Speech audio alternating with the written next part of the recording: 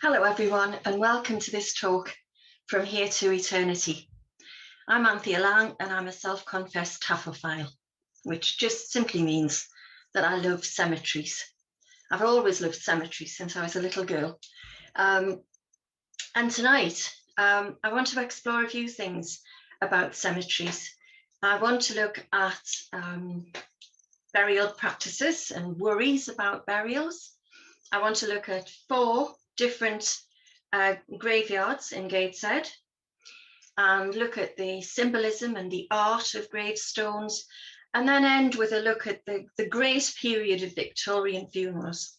In the 19th century, it was really important to have a good send-off, and people would beggar themselves in life in order that they could have a good death. You did not want to be buried in a pauper's unmarked grave. So that was really important. During the First World War, this stopped for obvious reasons, and funerals have never been quite the same since. But anyway, I'm going to show you some photographs and take you through some stories.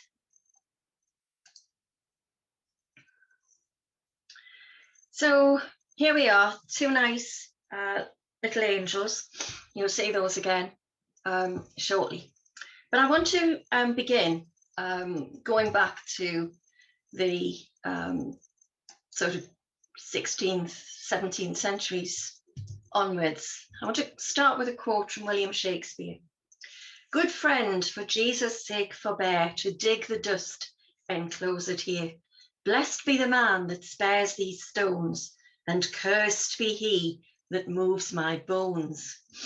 And this really is referring to those people known as body snatchers.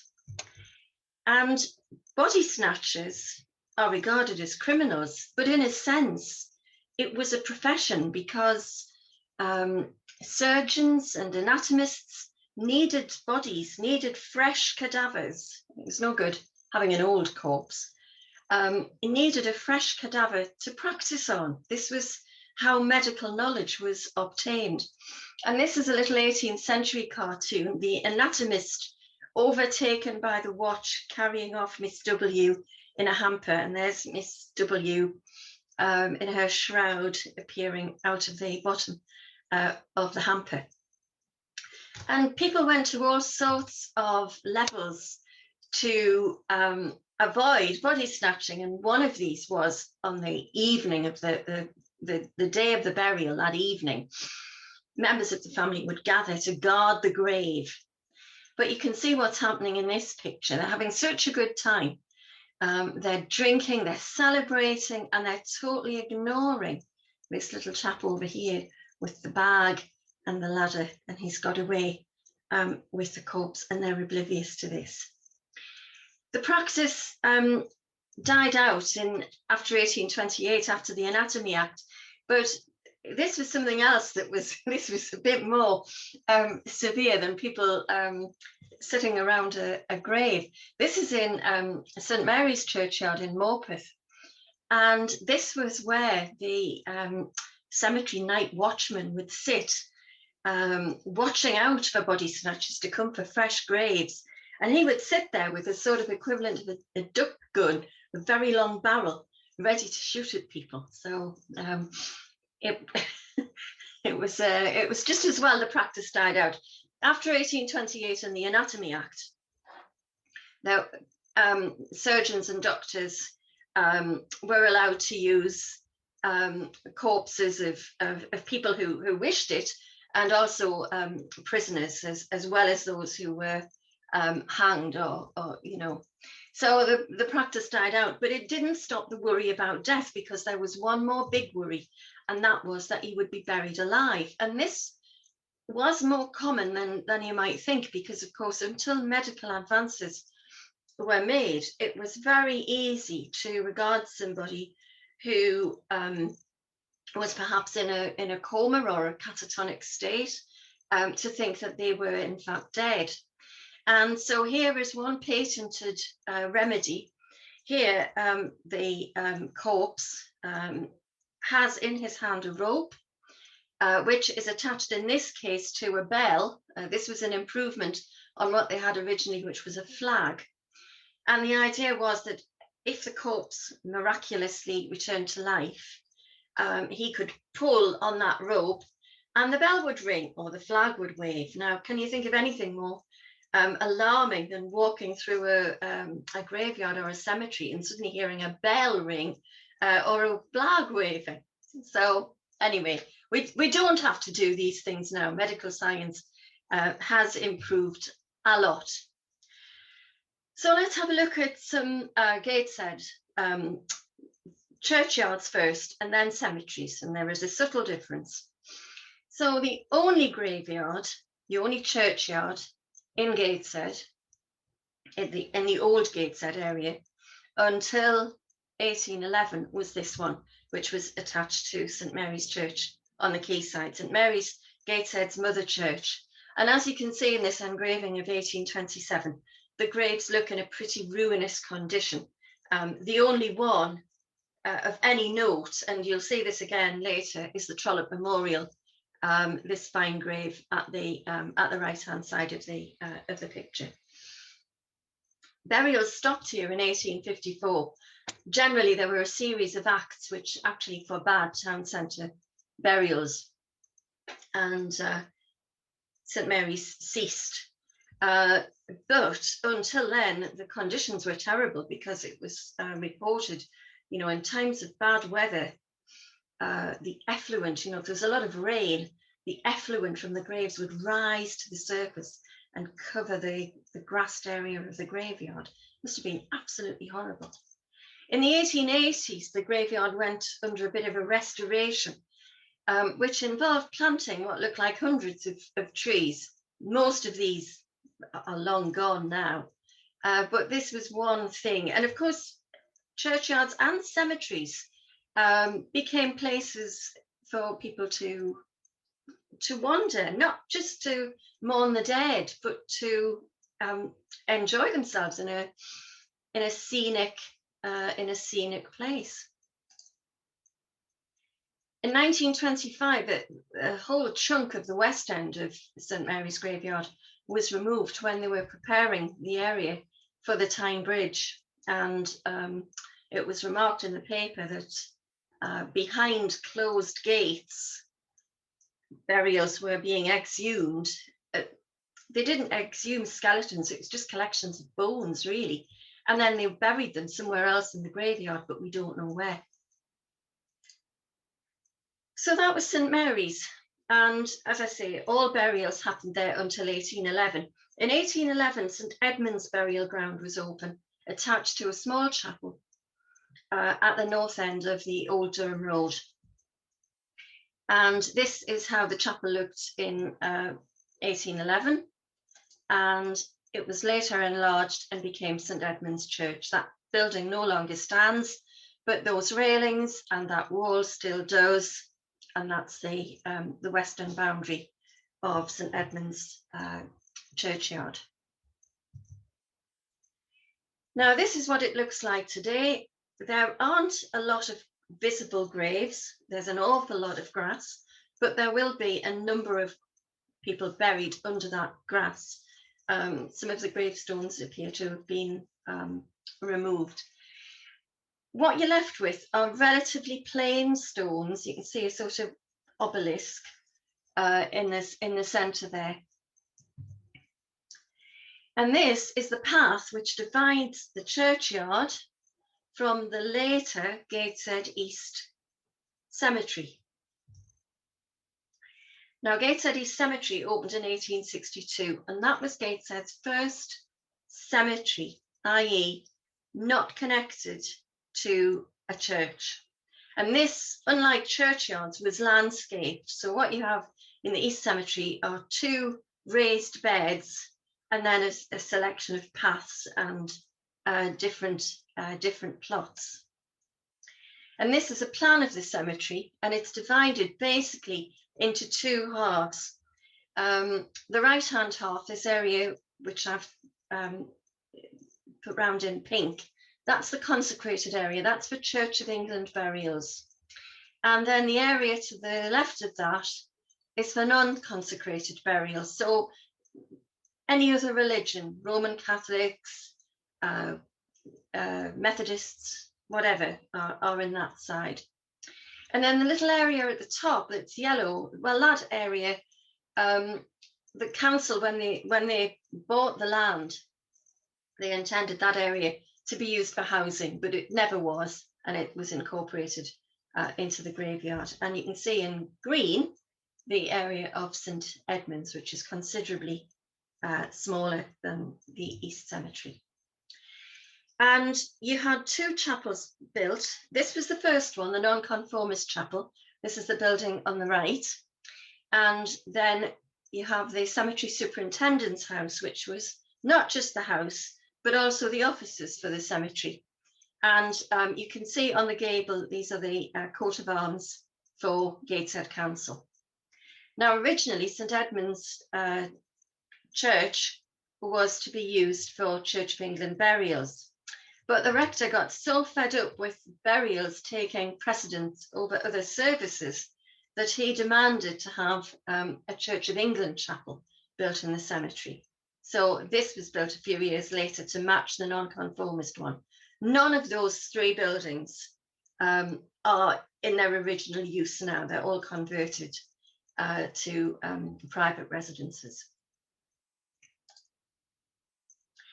And then Saltrose Cemetery, which was Gateshead's second cemetery, opened in July 1905. This has two designated sections for Muslim burials. The graves in here are generally plainer than in Gateshead East, which contains a fabulous collection of really good Victorian gravestones. But Saltwell is just coming in at the end of these ornate stones. It was built on land belonging to Saltwell Side Hall, and this is part of the wall of the hall that you can still see in the cemetery today. And this is a typical shot. It's always best in a cemetery and more expensive to be buried alongside the path so that people can have a good look at you. And this is one section where the sort of the great and the good are buried. And this was the little chapel for all burials, not a specific one for Church of England burials here, just one. And this is a much plainer building than the two in Gateshead East Cemetery. So let's have a look at some graves, and I'm more concerned here with the design of them and the architecture, rather than famous people who are buried here. That's maybe for another talk. But this is a Grade 2 listed memorial in St Mary's, the Trollope Mausoleum. Nothing at all to do with loose women. This was the grave for Robert Trollope, a York architect who was responsible for the redesign of the Guildhall at Newcastle in the 17th century. The whole structure was dismantled and rebuilt in 1850 by relatives of Trollope called the Green family, and they were merchants in Gateshead. They rebuilt it exactly as it was, and the stone plaques show members of the family who are buried at St Mary's, but also at St Edmunds as well, but they're still shown on this memorial. In St Mary's, you've got a number of Georgian gravestones, and these have a lot of symbolism on them. They're often referred to as memento mori, which basically means remember you will die, which is a comforting thought for all of us. This is unusual, this one, because it contains emblems relating to the occupation of John Bainbridge, who's buried here. John Bainbridge was a gardener. So on this gravestone, you have various gardening implements. You've got a spade, you've got a rake, you've got a dibber, you've also got what looks like a rose and another flower. But you have other symbolism, which you'll find on other graves. So you have the coffin, symbol of death, and you also have two winged cherubs, which usually symbolize resurrection. This is a more typical gravestone of the time, and this shows great symbolism here. Working from the right, first of all, you've got a burning torch, which symbolizes eternal life, basically. The flame isn't going out anytime soon. You have the Bible, a holy book, and you have a coffin and a little bone, which just reminds you of mortality. We have a rather funny looking angel blowing a trumpet, resurrection again. She's happy with her little parallel legs there. And then on the left-hand side, we have a trumpet, but nobody's blowing it. This is more sort of life extinguished, I think. And then you have a skull and bones. Now, sometimes you will find a gravestone with just a skull and crossbones on, and people will say, oh, that must be a pirate's grave. Well, it's not. A skull and crossbones is just a symbol of death, and that was used by pirate ships, you know, but it doesn't mean there's a pirate buried anywhere. The interesting symbol here is this one, this circle. And this is a serpent swallowing its tail, which is eternal life. And its correct name is an Ouroboros. Here's another shot of St. Mary's, and you can see here a table grave in the front. These were quite popular, as well as vaults. And this grave here, this would have had railings around it, but obviously a lot of railings were removed during the Second World War. And this is a challenge to family historians, this one, the gravestone of Captain James Weeds of Great Yarmouth, who's buried at Gateshead. He was the captain of a collier which would take coal from the Tyne down the east coast of England and return with other ballast. And he got back with his ship, the Juno, then for some reason fell off the Park Stays, which is just near to where the Sage is today, and was so much hurt by his injuries, died the following morning. And there's a nice little epitaph here. I like epitaphs on gravestones. Reader, recollect how short a time there is between life and eternity. And this is the only restored grave in the churchyard. This commemorates John William Trotter, who was a bit of a naval hero. He fought under Nelson at the Battle of Trafalgar. He was the master of a ship called the Leviathan, and he is buried here. That grave was restored by the Royal Naval Volunteer Reserve. Now, there's another good naval grave in St Edmund's churchyard to the memory of Commander David Atkinson, who also served under Nelson, but at the Battle of the Nile a few years before the Battle of Trafalgar. But what's nice about this gravestone is the beautiful engraving and the typography that's still remarkably clear after 200 years.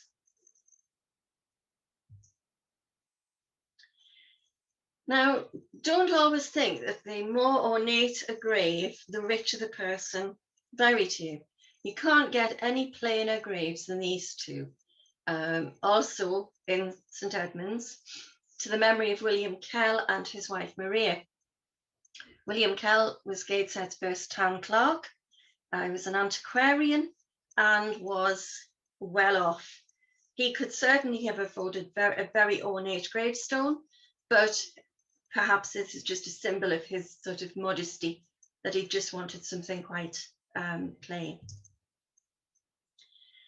This is an unusual memorial in St Edmund's. This was erected by the rector of Gateshead, John Collinson, and commemorates 222 people who died of cholera in Gateshead's first cholera epidemic between 1831 and 1832. 12 more people would die of cholera, and we don't know where they are, but 222 are commemorated here. And it's unusual to find cholera memorials.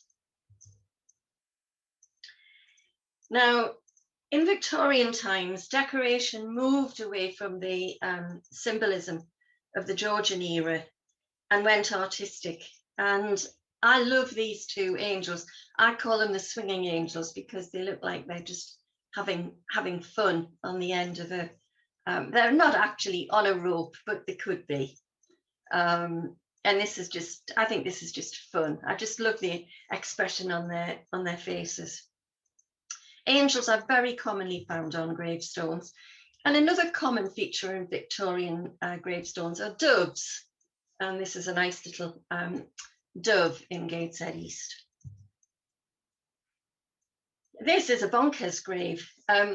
It commemorates James and Margaret Cook, who I can't find any real information about. They certainly weren't the well-off of Gateshead, but they have this fabulous gravestone. This carving is amazing.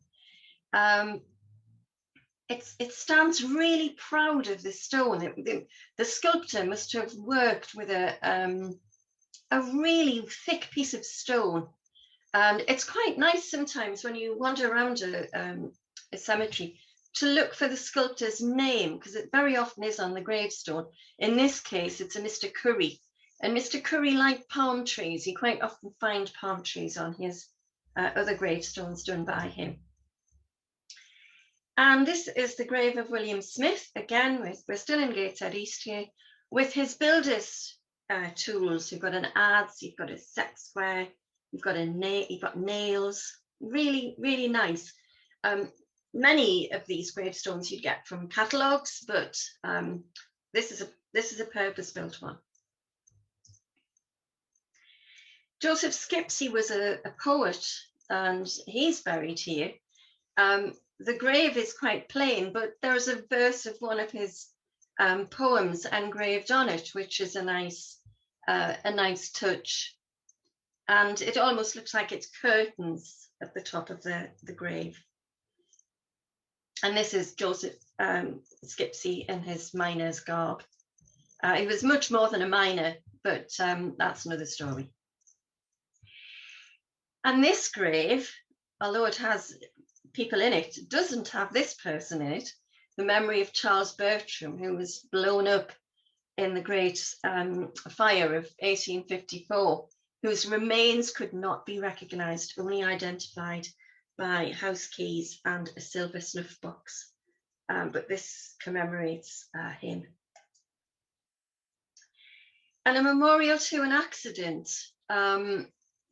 This is a sad memorial to 3 railway men who died when they were on the Scotch Express at a place called Marshall Meadows near Berwick-on-Tweed. The express had begun in Edinburgh. It was non-stop to Newcastle. It rounded a bend at Marshall Meadows, and it didn't realise that men were working on the track, and part of the track was not there, and the train ploughed straight into an embankment.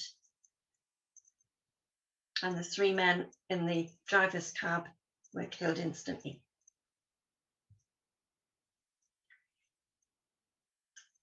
This is a modern grave because Geordie Ridley, who was not the composer of the Bladen Races, but wrote the words to it, which isn't quite the same thing, didn't have a headstone when he was buried. He was one of those buried in an unmarked grave.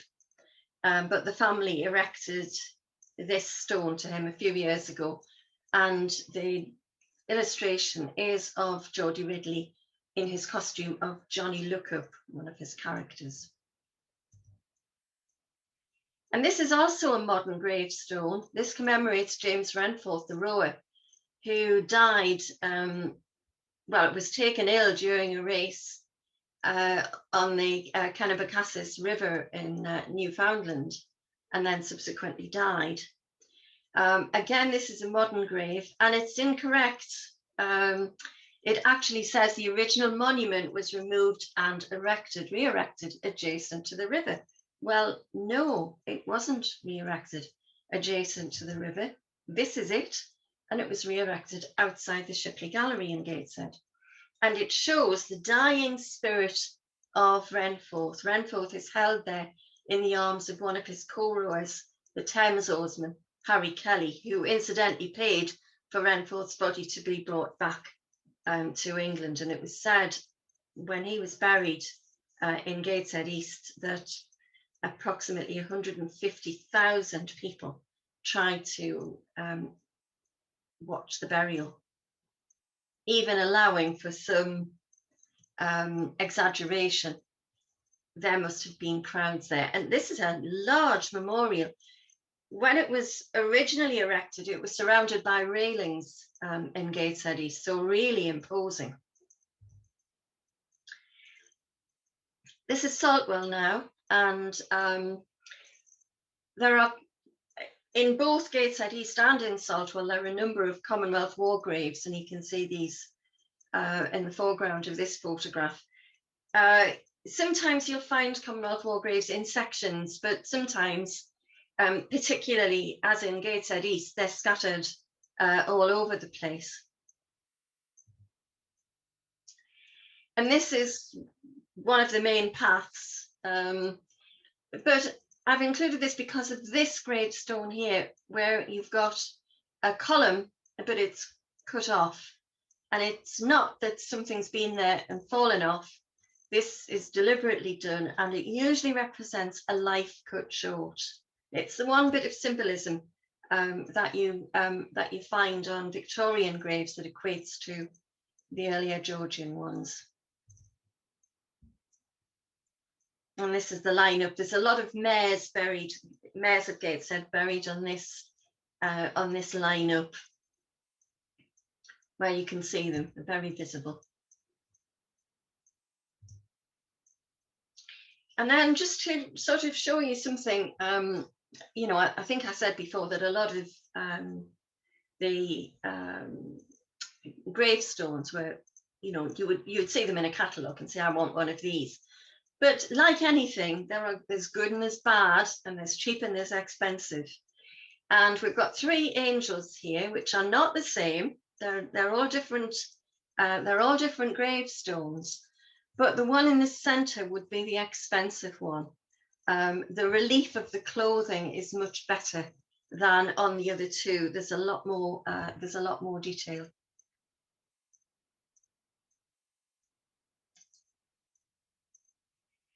Now, just moving away from the locality, I just want to briefly sort of end with some things about funerals in general, particularly in the 19th century. And in London, we have the establishment of the London Necropolis Company. As you can imagine, it's very expensive to be buried in London. It has great cemeteries. It has the Magnificent Seven, which include Highgate and Kensal Green. But land could be bought cheaper outside the capital. And so land was bought at Brookwood near Woking, and the easiest way to get there was by train. So you only needed a single ticket, of course, for the coffin. The coffin wasn't ever going to come back. You had a return, the coffin had a single. And mourning practices are quite fun. These are weepers, and you would pay for these. You'd pay to have these at a funeral to add a further degree of sadness and pathos, as if you didn't already have enough. And what they did would depend on what you paid them. So, for example, two men at 5 shillings, looking like this, would stand and look very solemn and follow the coffin and have a very mournful expression. Pay them 7 and 6, and they might do a little bit of sobbing as well. Pay them 10 shillings and you got the full works, the wailing, the hysteria, everything. It was important, really until the First World War, that when people died, the women of the family particularly, it didn't apply so much to the men, but the women went into mourning, and that meant that they would only wear black for at least a year. That could then morph into grey and eventually to sort of lavender. But of course, when you think about it, there were so many young children died that some mothers were never out of black their whole, most of their life. And you got these huge mourning warehouses. This is one in London, but also in Newcastle, Phoenix and Bainbridges did a roaring trade in mourning wear. And funerals themselves were big business. This is a firm in Gosforth. This is probably about 1910. Fred G. And you've got the black coffin, and of course you had to have a black horse. And this really showed people, if you could afford one of these, you'd made it in the world for a funeral. And then I just really want to sort of end with the undertakers themselves. This is Mr. French, who was a funeral furnisher on Sunderland Road in Gateshead. And you can see there the photograph of the shop. In the window are a selection of wax wreaths. So these would be little wax flowers on wire frames. And he's advertising that he has coffins in stock, but he can make them to order as well if you want a special one. And in Gateshead East, you'll find Mr. French's own gravestone, because he was one of those who died in the First World War, still a young man, only in his 30s. And to end, I'd just like to leave you with this quote, again, from William Shakespeare: "All that live must die, passing through nature to eternity." So with that thought, I'll end, and I'll be answering your questions very shortly. Thank you.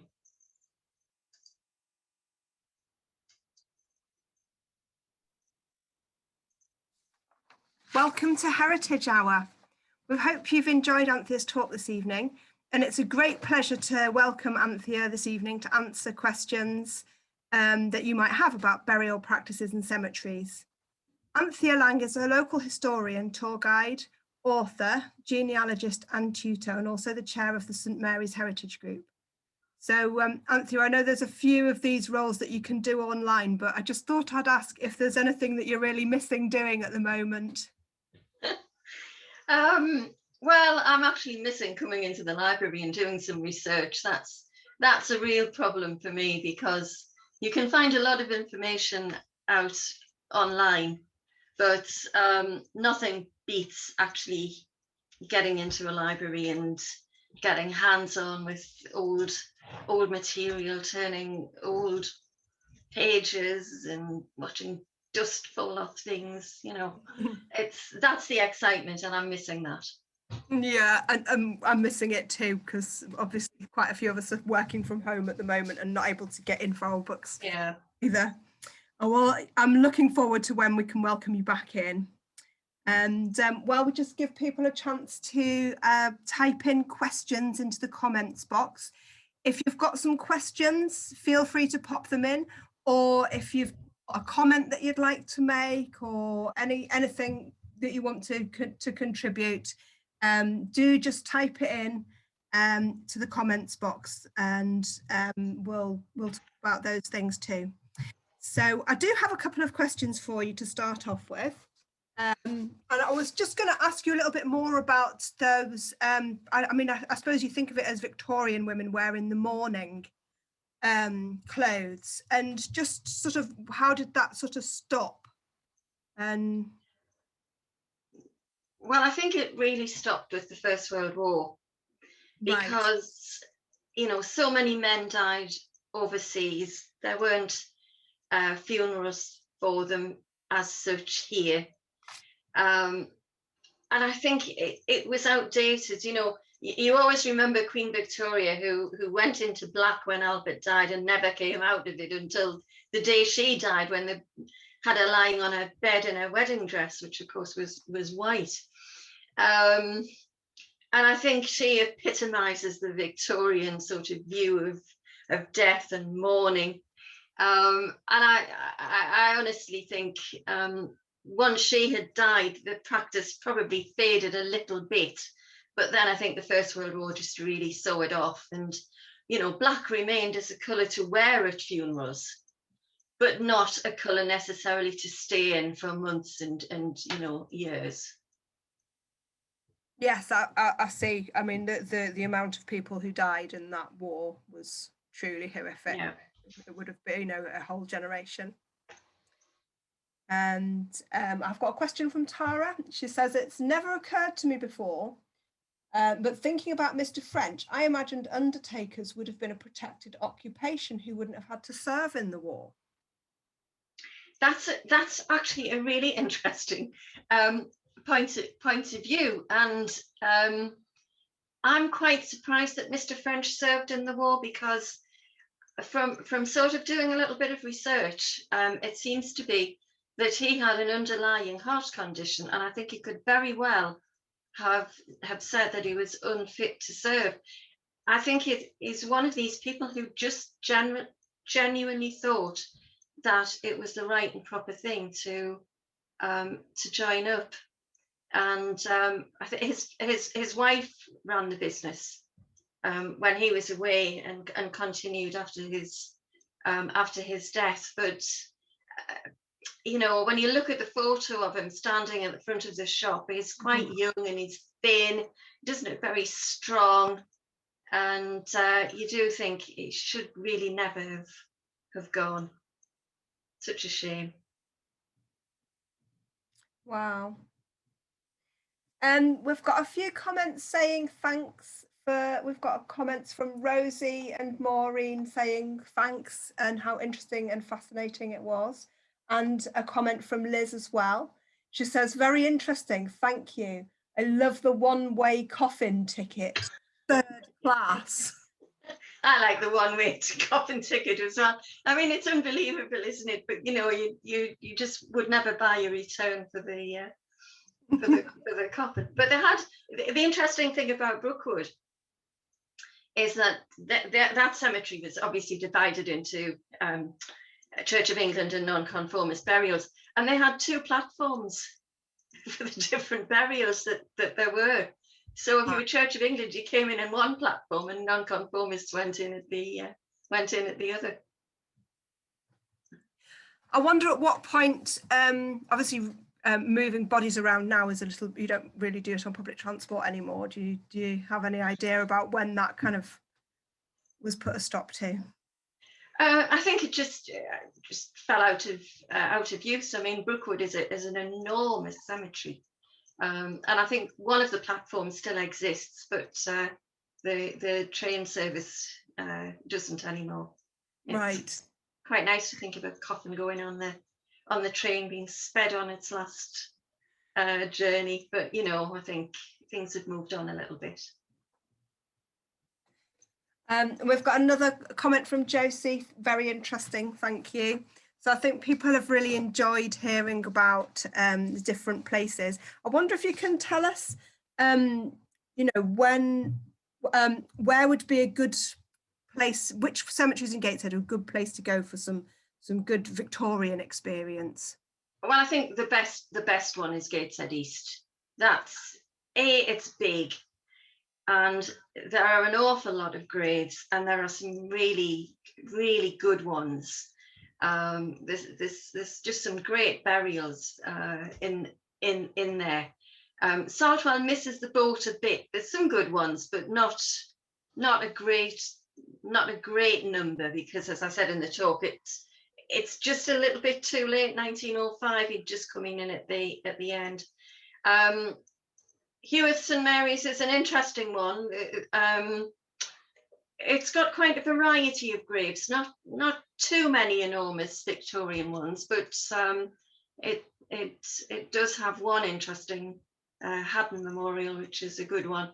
But if you really want a cracking cemetery to go to, then you need to go out of Gateshead and go to Jesmond Old Cemetery, which was a private cemetery, which opened in 1832. but the great and the good of Newcastle, and some of the great and good of Gateshead as well, are buried there, and there are some fabulous gravestones there. Great. And I've got a question from Roger, which is Brookwood still operating? Well, that's a good question, because I don't really know the answer. I suspect it might be, but not on the train. Mm-hmm. And I've got a follow-up from Tara, which is how involved were women, for example, wives, in the funeral business, particularly in Victorian times? Well, I don't have any evidence about any other firm than Mr. French's, but I suspect that, like all family businesses, the wives often did things like doing the books and seeing to the orders, and maybe writing some of the inscriptions, that kind of thing. So I think there's a few memorial masons in Gateshead in Victorian times where they pass on from father to son. It becomes a family business, and I'm sure that the wives would have quite a bit of involvement in that. Which they would have with most family businesses. Yes, yeah. But maybe not. They don't get to be mourners and do the weeping, though. They don't do them. Oh no. And remember, a lot of women, it wasn't the thing for women to attend funerals. Oh right, okay. The wives traditionally never went to the husband's funeral. Well, they wouldn't go to their own husband's funeral? No. Oh, I did not know that. And that practice is comparatively recent, because I know when my grandfather died, and that was 1966, my grandmother didn't go at the funeral. Wow. Well, so it somehow wasn't done.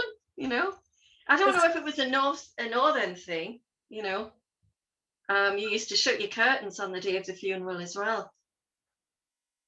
You didn't have them open. Wow, so many things have changed, haven't they? I know. Can I tell you a little bit about cremations? Because yes, we haven't talked about cremations, and I do feel honor bound to mention them, just because I want to get in the story of Dr. William Price, who is one of life's true eccentrics. He was Welsh, and he used to dress up in a druidical costume. He considered himself the last of the druids. And people often ask, when did cremation, that more people today are cremated rather than buried. And people often say, well, when did cremation start? Well, the Cremation Society was formed in 1874. And 5 years later, they did their first cremation, but it wasn't a person, it was a horse.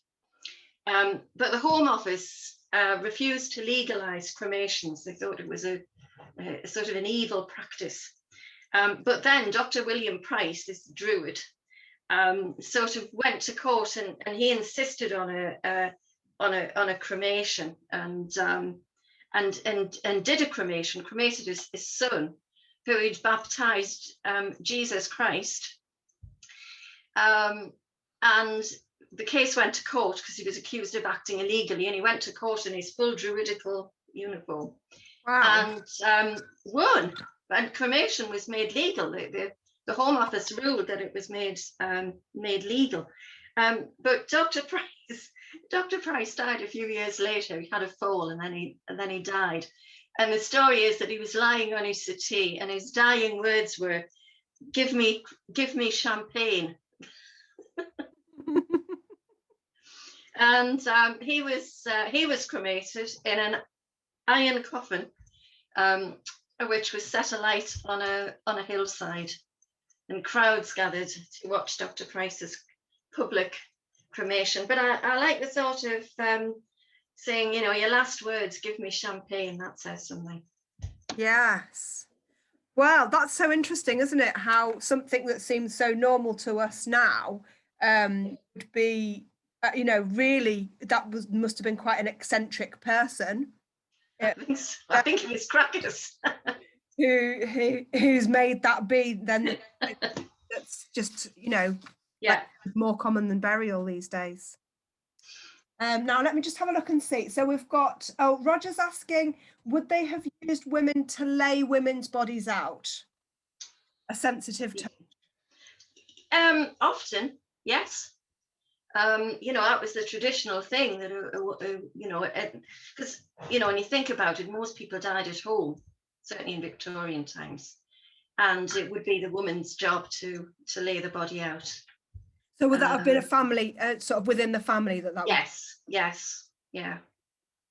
And then the undertaker would, take over. But sort of today, there's a practice of going to view the body, at the undertakers. This is what a lot of people do. And sometimes they add things to the coffins, and it's all a bit odd and a bit public, but that doesn't seem to have happened so much in Victorian times. But of course, they would, the women would lay them out, and then they would go to the undertakers and be probably put in a shroud, and then the coffin and buried. And what I would love to get hold of, if anyone has got a 19th century undertaker's catalogue, please, I'll pay money. Well, let us know. I'm sure we can arrange for it to be dropped off at the library. I've never managed to find one yet. Right. And it would obviously that would have contained the details for the headstones and things and all. And the prices. Prices, because you can find out how much cemeteries charged for burials. That's not difficult. But actually, the cost of the memorial would be fascinating to really find out, and which ones they considered to be popular. There are some that are very recognizable, where there's a real style and a period for that style. But others seem to last, quite a long time. Right. So some of them dated, and then some. Yeah, some of them. There's a particular style. I always call them the tree trunk graves. They're done in stone, but part of the gravestone looks like a sort of tree trunk effect. And pretty generally, they're between about 1880 to 1930. You don't find them before or after those dates. Mm-hmm. And angels are still popular today if you go to any cemetery today and you look at modern graves, you will occasionally find a modern grave with a stone angel attached to it. I'm not thinking of these sort of garden style ornaments that you sometimes get in cemeteries, but an actual carved angel as part of the headstone. So that is continuing. And we've got a message from Josie. My parents moved up to Berwick and are buried in Tweedmouth Cemetery, where there is a fantastic funeral monument in the form of a horse. All right, okay. I'll have to go and look for that one. So are animals common? I mean, I know people have their pets buried these days. Animals kind of... No. What is it? Is it an actual animal? No, or I mean, you very occasionally, and it's not common. You would think you would quite often see sort of the Lamb of God on headstones, but you don't see many of them actually. Doves and flowers, but animals rarely. Right.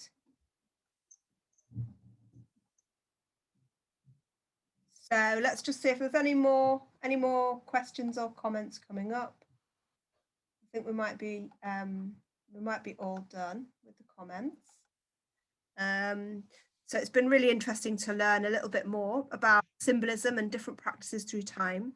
Thank you very much for being with us here this evening, Anthea. We look forward to welcoming you back really soon. And next week we have Rosie Serdeville with a talk about local women involved in the anti-slavery movement. So we do hope you'll be back next Tuesday evening for that. In the meantime, we have got a prize draw for anybody who's been watching or following Heritage Hour. The prize is the choice of one book from the Gateshead Archive shop. And to enter, you need to complete a short survey to tell us a bit about how you found Heritage Hour over the last nearly a year that it's been going. It would be really helpful for us just to get a bit of feedback, and good luck everybody in the prize draw. And thank you all very much for watching and for posting all of your questions and comments. It's been really interesting to find out a little more about the things that interested you. Good evening. See you soon.